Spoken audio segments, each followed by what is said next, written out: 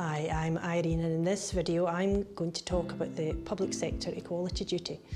The other videos in this series have focused on individual rights and have explained the various protected characteristics in the forms of unlawful conduct. The public sector equality duty is different, as it's a duty on public bodies when exercising their public functions.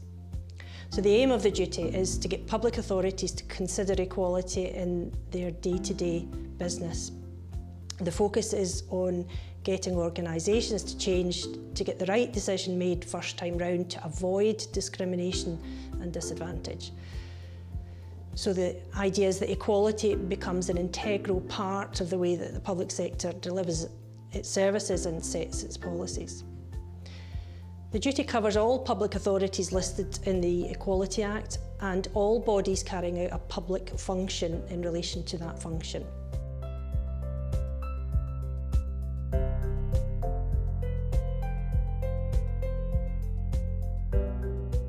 So what is the duty? The duty means that in its day-to-day work, in how it sets its policies and how it provides services, organisations must have due regard to the need to eliminate discrimination, advance equality of opportunity and foster good relations, so to tackle prejudice and to promote understanding.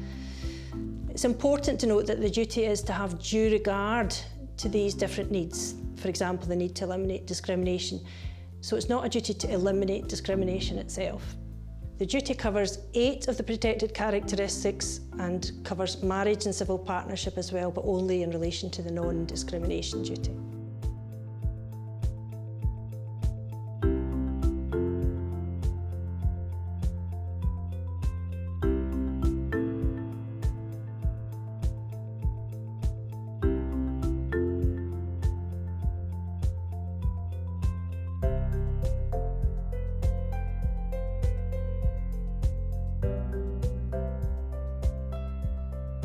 The duty requires more than just thinking about equality.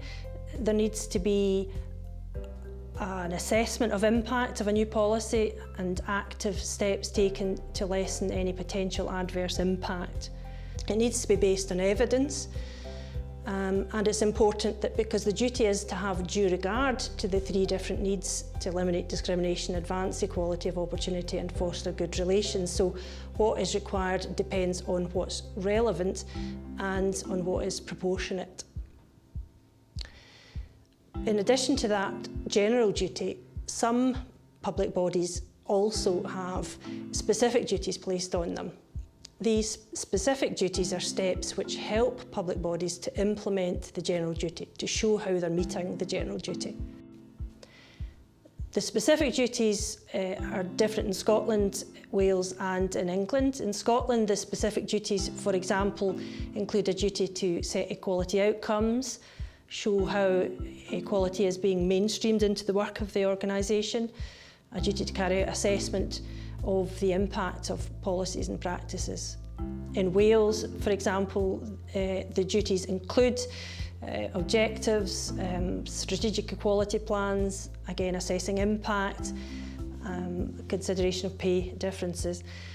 In England, there are only 2 duties: to set out 1 or more objectives and to publish information to demonstrate compliance with the general duty.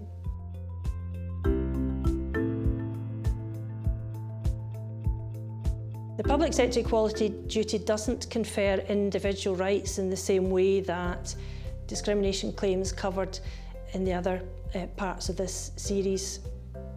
But you can challenge actions of a public authority by judicial review if you consider the authority has failed to consider the duty before making a decision or adopting a policy which affects you.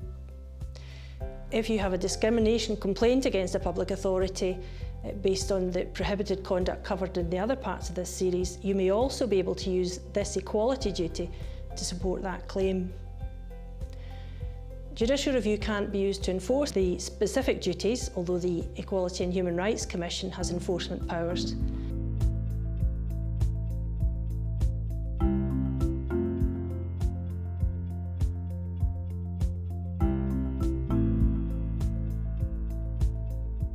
but failures to comply with the specific duties could provide evidence of failures in relation to the general duty. Thank you for watching.